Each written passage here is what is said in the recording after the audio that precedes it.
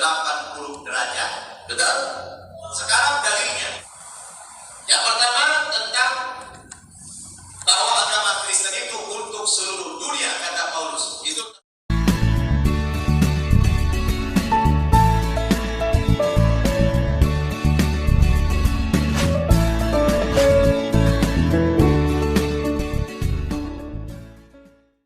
Salam teman-teman sekalian, salam sukacita. Kali ini teman-teman sekalian kita akan kembali ke channel Sukacita Kristus Tuhan. Pada saat ini teman-teman saya akan membahas satu cuplikan video, di mana di dalam cuplikan video ini ada seorang guru yang mengajarkan kepada generasi muda tentang ajaran kekristenan. Nah, oleh karena itu teman-teman sekalian, sebelum kita memberikan sanggahan ataupun tanggapan tentang hal ini, terlebih dahulu kita menonton cuplikan videonya. ajaran Paulus dan Yesus itu bertolak belakang 180 derajat. Betul? Sekarang dalilnya. Yang pertama tentang bahwa agama Kristen itu untuk seluruh dunia, kata Paulus. Itu termaktub di dalam Injil Matius pasal 28 ayat 19. Karena itu pergilah, jadikanlah semua bangsa menjadi muridku dan baptislah mereka dalam nama Bapa, Anak, dan Roh Kudus. Berarti ayat ini menganjurkan seluruh umat manusia harus dikristenkan dan dibaptis. Betul? Kemudian Injil Markus pasal 16-15 memerintahkan supaya Injil diberitakan kepada segala makhluk. Bunyinya, pergilah ke seluruh dunia, beritakanlah Injil kepada segala makhluk. Berarti ini ada internasionalisasi agama Kristen. Betul? Menduniakan agama Kristen itu wajib. Versi siapa? Bisa kita baca di dalam Injil Matius pasal 10 ayat 5-6. Kata Yesus, kedua belas murid itu diutus oleh Yesus dan ia berpesan kepada mereka, janganlah kamu menyimpang ke jalan bangsa lain atau masuk ke dalam kota orang Samaria, melainkan pergilah kepada domba-domba yang hilang dari umat Israel. Jadi Yesus diutus hanya kepada masyarakat Israel. Nah teman-teman sekalian, setelah kita melihat cuplikan video ini, teman-teman sekalian memberikan satu pemahaman kepada kita, pengertian kepada kita apa yang sedang dibahas oleh seorang guru ini. Ia mengajarkan tentang ajaran Paulus dalam kekristenan. Agama Kristen katanya kepada seluruh dunia. Lalu yang perlu saya garis bawahi bahwa kitab Matius dan Markus itu bukanlah tulisan Rasul Paulus ataupun perkataan Rasul Paulus. Tetapi dalam Matius 28 ayat 19 itu saudara-saudara, itu adalah perkataan Yesus kepada murid-muridnya. Jelas kita lihat di ayat 16 dikatakan, dan ke-11 murid itu berangkat ke Galilea, ke bukit yang telah ditunjukkan Yesus kepada mereka. Ketika melihat dia, mereka menyembahnya, tetapi beberapa orang ragu-ragu. Yesus mendekati mereka dan berkata, kepadaku telah diberikan segala kuasa di sorga dan di bumi. Karena itu, pergilah jadikanlah semua bangsa muridku dan baptislah mereka dalam nama Bapa dan Anak dan Roh Kudus. Jadi teman-teman sekalian, perkataan ini adalah perkataan Yesus kepada murid-muridnya, memerintahkan kepada murid-muridnya untuk mereka memberitakan Injil kepada seluruh dunia. Yang disampaikan di ayat ini adalah memberitakan Injil, bukan mengkristenisasi seluruh dunia, tetapi menyampaikan kabar tentang keselamatan itu. Teman-teman sekalian, ini adalah hal yang salah.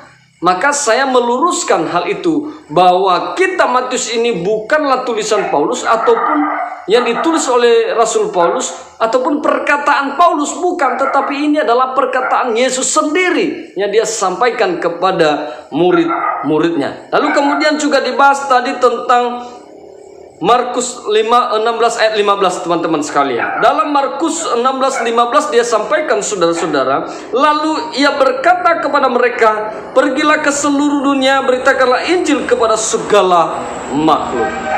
Ini juga bukan perkataan Paulus, tetapi ini adalah perkataan Tuhan kepada murid-muridnya untuk mereka memberitakan Injil ke seluruh dunia. Jadi teman-teman sekalian, apa yang disampaikan oleh seorang guru ini, saya rasa, atau yang beragama Muslim ini, saudara-saudaraku yang dikasihi Tuhan, itu hal kesalahan ketika dia membahas tentang Alkitab kita. Saya rasa itu satu pemahaman yang tidak benar dan juga tidak memiliki pengetahuan yang benar tentang Alkitab.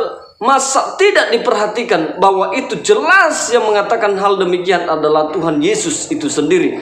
Jadi saya mau luruskan bahwa itu bukan perkataan Rasul Paulus, tetapi itu adalah Injil, ya, yang langsung diucapkan oleh Tuhan Yesus kepada murid-muridnya pada waktu itu. Nah, kemudian saudara-saudara yang dikasihi Tuhan juga, di dalam Matius 10 ayat 6, tadi dikatakan di situ bahwa Tuhan Yesus hanya diutus kepada masyarakat Israel. Nah, kita lihat ayat itu.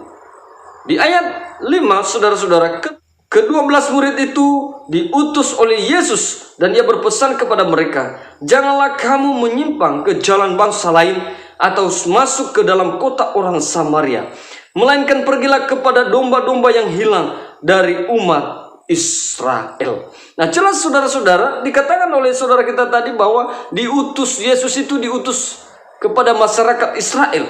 Padahal jelas dikatakan di ayat ini, di mana Yesus ya mengutus ke-12 muridnya itu, ya, dan berpesan kepada mereka, janganlah kamu menyimpang ke jalan bangsa lain. Ya. Ini yang mengutus itu Yesus, yang mengutus murid-muridnya. Bukan dalam ayat ini, bukan Yesus yang diutus, tetapi Yesus mengutus murid-muridnya. Dan dia berpesan kepada murid-muridnya, janganlah kamu menyimpang ke jalan bangsa lain atau masuk ke dalam kota orang Samaria. Lalu kemudian dilanjutkan, melainkan pergilah kepada domba-domba yang hilang dari umat Israel. Yang diutus itu adalah murid-murid Yesus. Yesus mengutus murid-murid Yesus, ya, kepada masyarakat Israel yang hilang. Saudara-saudaraku yang dikasihi Tuhan, apa yang disampaikan oleh saudara kita ini satu hal yang salah, karena tidak membaca Alkitab itu dengan benar dan tidak memahami Alkitab itu dengan benar. Nah, saudaraku yang dikasihi Tuhan, apa yang disampaikannya kepada generasi muda seharusnya menyampaikan kepada hal yang benar, yang aktual, yang sebenarnya, bukan dengan kebohongan, bukan dengan memojokkan. Tetapi saudara-saudara, apa yang disampaikannya ini juga saya sampaikan bahwa itu sebuah kebohongan yang luar biasa yang bisa membohongi banyak generasi muda. Nah, oleh karena itu teman-teman sekalian, sebagai kita orang Kristiani, ketika kita menghadapi hal ini saudara, maka perlu kita belajar sesungguhnya apakah yang disampaikan oleh saudara kita ini benar atau tidak. Oleh karena itu teman-teman sekalian, apa yang sudah kita baca, yang sudah kita tonton ini, saudara-saudara, memberikan pelajaran kepada kita bahwa apa yang disampaikan itu salah dan sebuah kebohongan yang luar biasa. Nah, teman-teman sekalian, kiranya dalam pembahasan kita kali ini dapat memberkati kita, memberikan kepada kita pemahaman dan meluruskan ajaran kekristenan sehingga kita terus bertumbuh di dalam iman percaya kepada Tuhan Yesus Kristus. Demikian teman-teman sekalian, Tuhan Yesus memberkati kita semuanya. Salam.